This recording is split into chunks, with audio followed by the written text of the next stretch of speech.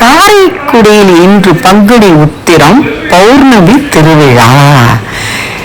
கம்பனடிப்பொடி கம்பன் மண்டபத்தில் 50க்கும் மேற்பட்ட கம்பன் கழகங்கள் அத்தனை பேரும் வந்திருந்து நம்ம கம்பபாரதி என்று புகழ் பெற்ற இலங்கை ஜெயராஜ் ஐயா தலைமையில் அருமையான ஒரு நிகழ்வு.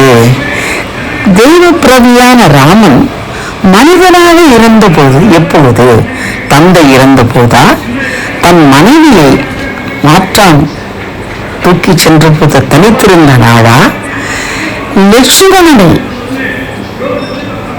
இறந்த பிறகு அவன் மனிதனாக இருந்த நாளா என்று ஒவ்வொருவரும் அவரவர் இதற்கு அருமையாக பேசி அற்புதமான ஒரு எளியவர்க்கும் புரியும்படியாக அருமையான ஒரு கம்பன் மணிமண்டபத்தில் கம்பனடிப்பொடி 84 வருஷங்களாக ஆரம்பித்து வைத்து நடத்தும் அற்புதமான ஒரு பண்டிமன்றம். நாளை கம்பன் தொழில் கொண்ட நாள். நாட்டரசன் கோட்டையிலே அருமையானதொரு நிகழ்வு. அனைவரும் பாரீர். நாட்டரசன் கோட்டையில் கம்பன் தூங்கி கொள்ளும் இடத்திலிருந்து அந்த இடத்தில் மண் எடுத்து குழந்தைகளுக்கு சிறிது நாட்டில் தடவினாலும் கரைத்து குடித்தாலும் ஒரு நன்றாக படித்து பெரும் அறிவாளிகளாக மாறுவார்கள் என்பது ஐதீகம். கம்பன் புகழ்பாடும் காரக்குடியும் கம்பன் கோயில் உள்ள நாட்டரசன் கோட்டையும் அருமையான ஒரு நிகழ்வு. பார்க்கையிலே சப்ஸ்கிரைப் டச் பண்ணிட்டு பாருங்க. அற்புதமாக அருமையாக வாழ்வில் நினைப்பதெல்லாம் நடந்த நிம்மதியான ஒரு வாழ்வு. நாம் எப்பவும் இறை நினைப்பிலே இருந்தால் நிச்சயம் இறைவன் நம்மை எந்த வகையிலேயாவது தோன்றி அருள்காட்சி தருவான்.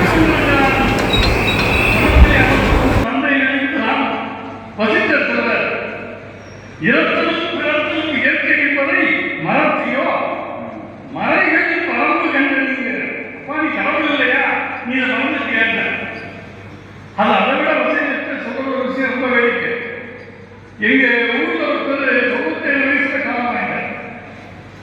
அப்ப ஊர் நிறைய சுவரொட்டி விட்டிருந்தாரு. நான் பார்த்தேன். அவர் பேரை போட்டு இறந்த தேதியை போட்டு அவர் அகால மரணம் இருந்தாலும் போட்டுருந்தாங்க.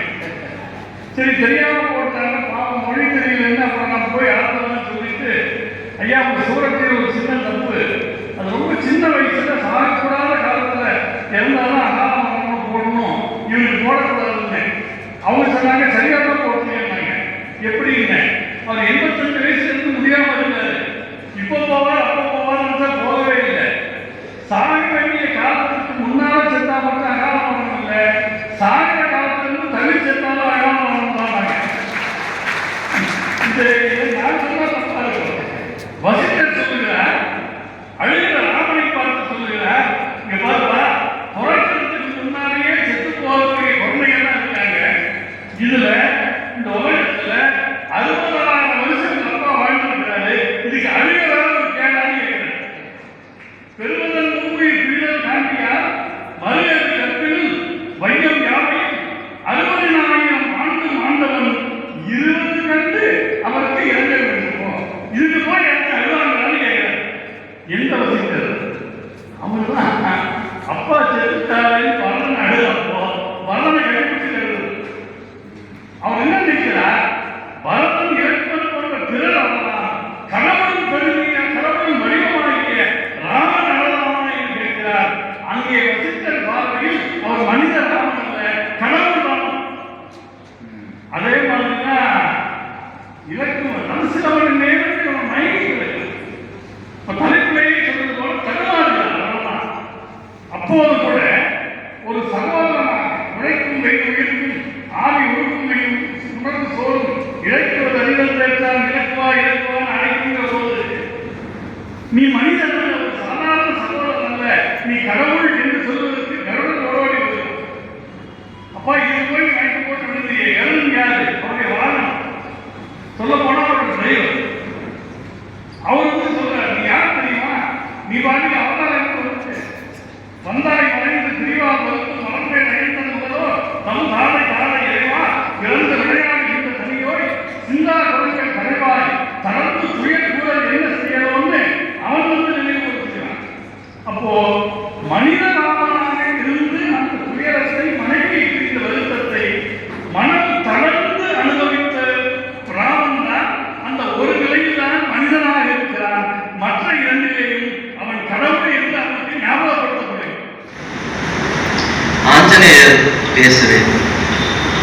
எப்போதுமே ஒரு பொது பெரிய சபையில பொது கேள்வி ஒன்று வைக்கப்பட்டால் அந்த கேள்விக்கான பதிலை நாம சொல்லக்கூடாது. விதுர நீதி. அந்த கேள்வி நம்மிடத்திலே வரும் பொழுதுதான் நாம் பேசணும். சில பேர் பேச ஆரம்பிக்கிற பொழுது பதில் சொல்ல ஆரம்பிச்சோம். எதை சொன்னாலும் உங்களுக்கு நம்ம பதில் சொல்லலாம். எங்க எலெக்ஷன் வருதாம்ல 23, ஆமாங்க 23ஆம் எலெக்ஷன் என்ன உங்களுக்கு தெரியாதா? யாரா நிக்கிறாங்க, அதை என்ன பண்றா, இவன் அடுத்த வார்த்தையை பேச முடியாது பேசுறான். அப்படித்தாங்க அமெரிக்காவில் ட்ரம்ப். அதையே கேட்கிற ட்ரம்ப் பத்தி உங்களுக்கு தெரியாதா? நேற்றுக்கு தான் ஒரு அருமையான கடிகாரம். ஆமா, கடிகாரம் என்ன, நீங்க எதை சொன்னாலும் பேசுவேன். பஞ்சபாண்டவர்கள் உட்கார்ந்து இருக்கிறாங்க. பகவான் தூது போறாரு. பகவான் தூது போக கிளம்பிட்டாரு. கிளம்புறதுக்கு முன்னாடி நீங்க எல்லாம் என்ன சொல்லணும்னு சொல்லுங்க, நான் போய் சொல்றேன்னு தர்மர் சொன்னாரு. நீங்க அங்க போங்க, நமக்குள்ள பங்கு கேளுங்க. தரலையா? பாதி தேசம் நமக்குள்ள பங்கு கேளுங்க. தரலையா? நமக்கு ஒரு 5 ஊர் கேளுங்க. அதையும் தரலையா? 5 வீடு கேளுங்க. அதுவும் தரல, ஒரு வீடு கேளுங்க. நான் வாங்கிட்டாங்க, நான் சந்தோஷமா இருக்கிறேன். சரி, அர்ஜுனன் திரும்ப அர்ஜுனன் சொன்னா என்ன வேணும்? அர்ஜுனன் சொன்னா கோரிக்கை, நான் தயாராக இருக்கிறேன், கோரிக்கை. பீமன் பேசவே இல்லை, இப்படி தோள மட்டும் தட்டினான். சரி சரின்னு நகுலனும் அதே தான் சொன்னான், கோரிக்கை. சகாதேவன் பேசவே இல்லை. சகாதேவன் பகவான் கேட்டா, நீ தான் சொல்றா அப்படின்னாரு. சகாதேவன் சொன்னா, இந்த கேள்வி பொது கேள்வி, 4 பேர் சொல்லிட்டாங்க, இதுல நான் சொல்றதுக்கு ஒன்றும் விஷயம் இல்லை. அதனால நீங்க போயிட்டு வாங்க, நீங்க அவங்க என்ன சொன்னாங்களோ கேட்டுட்டு வாங்க. பகவான் சொன்னாரு, என்னடா அப்படி முடிவு வச்சு பேசுற, நீ உன் மக்களுக்கு ஏதாவது சொல்லலாம்ல. நீங்க இந்த கேள்விக்கு பதில கேட்டோம்னா தனியா வந்ததான் பேசுவேன். நீங்க தனியா வந்து என்ன கேளுங்க, நாம 2 பேரும் தனித்து பேசுவோம். ஒருவர் சொல்லணும். தனியா கூட்டு வந்தார் சகாதேவன். சாமி கேட்டாரு, என்னடா சொன்ன? சகாதேவன் சொன்னா, நீங்க சமாதானத்துக்கு போறீங்களா சண்டைக்கு போறீங்களா? ஏன்னா நான் சமாதானத்துக்கு போறேங்கிற சண்டைக்கு போறேங்கிற இல்ல, நீங்க சமாதானத்துக்குங்கிற பேர்ல சண்டைக்கு பிள்ளையார சொல்லி போட போறீங்க என்பது இது அனுபவித்து சிந்திக்க வேண்டிய இந்த மனிதன் சொல்லி இல்லை என்று சொன்னால் நாம் எப்படி வேண்டும் என்றாலும் பொருள் எடுக்கலாம்.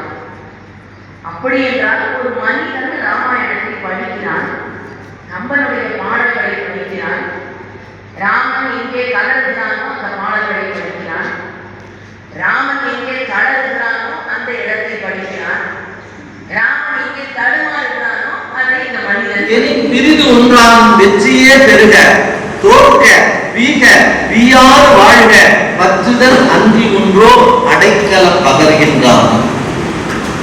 அடைக்கலம் என்று எவன் வருகிறானோ அவனை பற்றிக் கொள்வதுதான், அவனை ஏற்றுக்கொள்வதுதான் நம்முடைய மரபு. சுவாமி 2-3 அடைக்கல செய்திகளை சொல்றார், உலகத்துக்கே சொல்றார். தேவர்கள் எல்லாம் பார்க்கடலை கடைய போனார்கள். பார்க்கடலை கடைய போகிற பொழுது அவர்கள் நினைத்து போனது ஒன்று, நடந்தது ஒன்று. அவங்க என்ன நினைச்சு போனாங்க? பார்க்கடலில் இருந்து அமுதம் வரும் என்று நினைத்து போனாங்க. ஆனால் அங்கே வந்தது என்ன? நஞ்சு வந்து. ஒரு நஞ்சு இல்ல, 2 நஞ்சு வந்து. வாசுவின் வயிற்றிலே இருந்து ஒரு நஞ்சு, அதற்கு பெயர் ஆலம். கடலை கடைந்ததுனாலே கடலிலே இருந்த விஷ ஜந்துக்களின் மேலாக ஏற்பட்ட மிகப்பெரிய நஞ்சு அப்படியே கலங்கி மேலே வந்தது, அது பேர் காலம். அந்த ஆலமும் இந்த காலமும் சேர்ந்து ஆல கால விஷமாக மாறி, ஆலாரம் இல்லையா, ஆல கால விஷம். இவங்க எல்லாரும் போய் கடலை கடந்து அமுதம் வராம நஞ்சு வந்த உடனே வேகமா ஓடி வந்தாங்க. யாருக்கு? சிவபெருமான். சிவபெருமான் ஓடி வர்றான். மாதேசாமி சொல்லுவாரு, ஓடாத ஓடாத முதல்ல பிரம்மதேவர் தான் ஓடுனாங்க. ஓடி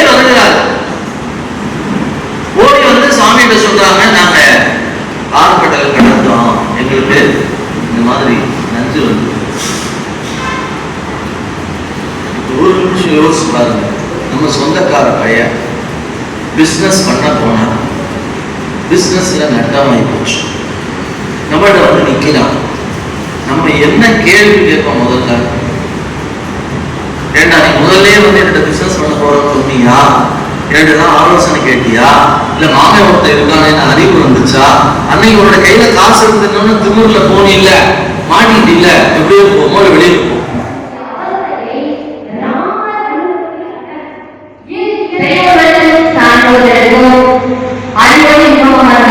பேச்சாளர்கள் அனைவருக்கும் இச்சபையை அலங்கரித்துக் கொண்டிருக்கும் தமிழ் நண்பர்களுக்கும் முதல்ல என்னுடைய பணிவமான வணக்கத்தினை உரித்தாக்குகிறேன். பெரியோர்களே, இந்திய பாரதத்தின் பெரும் அம்சமே குடும்பம் அமைப்புதான். இந்த குடும்பம் அமைப்புல உறவுகள் அதுல தொப்புள் கொள்கிற தொப்புள் கொள் அது வெட்டப்படுவதனால் உணரக்கூடிய உறவுகள் தாய், தந்தை, சகோதரர், சகோதரி, மகள், மகள் போன்ற உறவுகள். தாய் கொள்கிற தாய் கொள் அது கட்டப்படுவதனால் ஏற்படக்கூடிய உறவுதான் கணவன் மனைவி இடையேயான உறவு.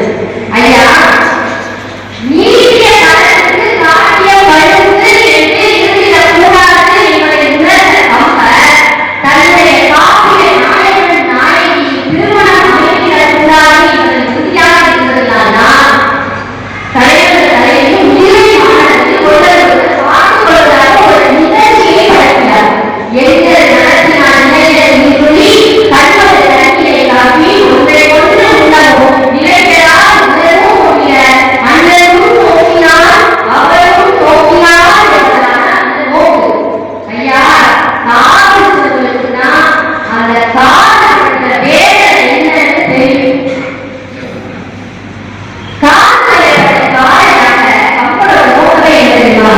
கடவுளை மனிதனாக பிறக்க வேண்டும், அவர் காதலுக்கு வேதனையில் வாழ வேண்டும் என்பதற்காகத்தான் கடவுளை மனிதனாக பிறக்க வைத்து காதலை சிக்கவும் வைத்து காதலைப்பட்ட காதலாக வாழவும் வைத்து இறுதியில் பிரிவு எனும் துயர கடலிலே மூழ்கவும் வைக்கிறார். உணவு உயிரிலே அல்ல மற்றென்ன மடமையோடு எதிரே நட்பையும் வள்ளுவர் வாக்கு.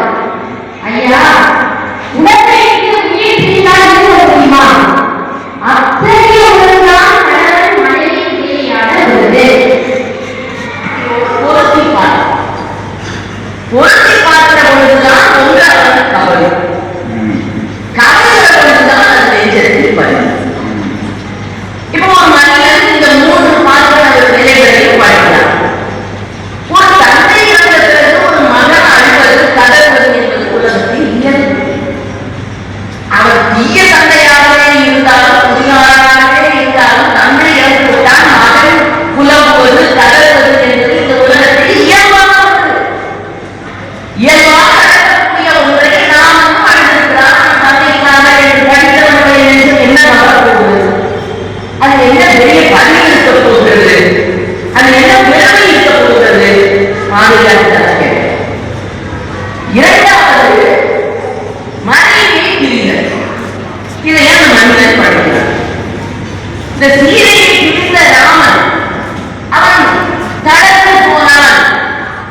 மனைவியை பிரிக்கிற பொழுது ராமன் தளர்ந்து போவார், இயல்பு, சரி. அந்த தளர்ச்சி வந்த நேரத்தில் ஒரு 3 கோல் தேவை. அதை அந்த மனைவி சார்ந்த அல்லாத எனக்கு எழுதி விட்டு போனார். எப்படி? அந்த தளர்வுல ஒன்று பக்கத்தில் யார் இருந்தா? இலக்குவன் இருந்தான். தனமுடைய கொடுக்கிறான்னு சொன்னது யாரு? இலக்குவன். அண்ணா அந்த பேர் பறந்து போச்சுக்கோ, நீங்க இடத்துலாம் பறந்து போச்சுன்னு சொன்னது யாரு? இலக்குவன். பறந்து போன இடத்திலிருந்து மேலே நாம் சென்று பிடித்து விடலாம், பிடித்தவன் மனைவியை மீண்டும் அடைந்து விடலாம் என்று அவருக்கு தளர்வுகளோடு ஊற்றுபவராக இருந்தவர் யாரு? இலக்குவன். இது நான் சொன்னத அவரே சொன்ன வாக்கு. சரி, இப்போ 3வது கேட்டார். என்ன? இலக்குவனை பிரிந்து ராமன் தளர்ந்தார். தசரதனை பிரிந்து தளர்கிற ராமன் இயல்பானவன். சீதையை பிரிந்து தளர்கிற ராமனுக்கு இலக்குவன் என்ற ஊன்றுகோல் உண்டு. ஆனால்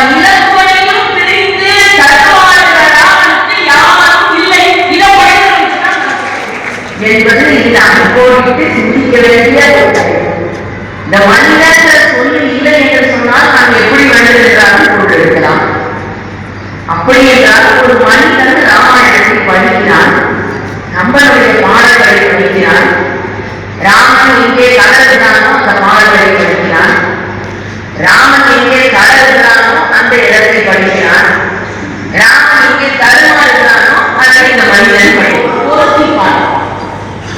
பொருத்தி பார்க்கிற பொழுதுதான் ஒன்றாவது கவலை, கவலைகிற பொழுதுதான் அந்த நெஞ்சத்தில் பலி. இப்போ ஒரு மனிதன் இந்த மூன்று பார்க்கிற நிலைகளையும் படிக்கிறான். ஒரு தந்தை இறந்தது ஒரு மகன் அழுவது கதறுவது என்பது உலகத்தில் இயல்பு. அவர் தீய தந்தையாகவே இருந்தாலும் புதியாராகவே இருந்தாலும் தந்தை இறந்து விட்டால் மகன் புலம்புவது கதறுவது என்பது இந்த உலகத்தில் இயல்பாக இயல்பாக நடக்கக்கூடிய ஒன்றை நாமும் அழுகிறான் தந்தைக்காக என்று படித்தவர்களை என்று என்ன வரப்போகிறது? அது என்ன பெரிய பணி இருக்க போகிறது? அது என்ன பெருமை இருக்க போகிறது? பாதுகாக்க.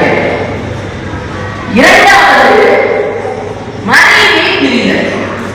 இதை ஏன் மனிதன் படிக்கிறார்? இந்த சீதையை பிரிந்த ராமன் அவன் தளர்ந்து போனான். மனைவியை பிரிக்கிற பொழுது ராமன் தளர்ந்து போவார். சரி, அந்த தளர்ச்சி வந்த நேரத்தில் ஒரு 3 கோல் தேவை. அதை அந்த மனைவி சார்ந்த அல்லாத எனக்கு எடுத்து மூன்று போனார். எப்படி? அந்த தளர்ச்சில வந்து பக்கத்தில் யார் இருந்தா? இலக்குடன் இருந்தான். தனமே கொடுக்கிறான்னு சொன்னது யாரு? இலக்குடன். அண்ணா அந்த பேர் பறந்து போச்சுக்கோ, நீங்க இடத்துலாம் பறந்து போச்சுன்னு சொன்னது யாரு? இலக்குடன். பறந்து போன இடத்தில் இருந்து நேரே தாவி சென்று பிடித்து விடலாம், பிடித்தவன் மனைவியை மீண்டும் அடைந்து விடலாம் என்று அவருக்கு தளர்கிறவர்கள் மூன்றுகளாக இருந்தவன் யாரு? இலக்குடன். இது நான் சொன்னத அவரே சொன்ன வாக்கு. சரி, இப்போ மூணாவது கேட்டாரு என்ன? இலக்குவனை பிரிந்து ராமன் தளர்கிறார். தசரதனை பிரிந்து தளர்கிற ராமன் இயல்பானவன். சீதையை பிரிந்து தளர்கிற ராமனுக்கு இலக்குவன் என்ற ஊன்றுகோல் உண்டு. ஆனால் இலக்குவனையும் பிரிந்து தடுமாறுகிற ராமனுக்கு யாரும் இல்லை. இதை என்பது இந்த அனுபவித்து சிந்திக்க வேண்டிய இந்த மனிதன் சொல்லி இல்லை என்று சொன்னால் நாம் எப்படி வேண்டுமென்றாலும் கொண்டிருக்கலாம். அப்படி என்றால் ஒரு மனிதன் ராமாயணத்தை படிக்கிறான், நம்மளுடைய பாடல்களை படிக்கிறான், ராமன் எங்கே கலருகிறானோ அந்த பாடல்களை படிக்கிறான், ராமன் எங்கே கலருகிறானோ அந்த இடத்தை படிக்கிறான், ராமன் எங்கே தருமாறுகிறானோ அதை இந்த மனிதன் படிக்கிறான்.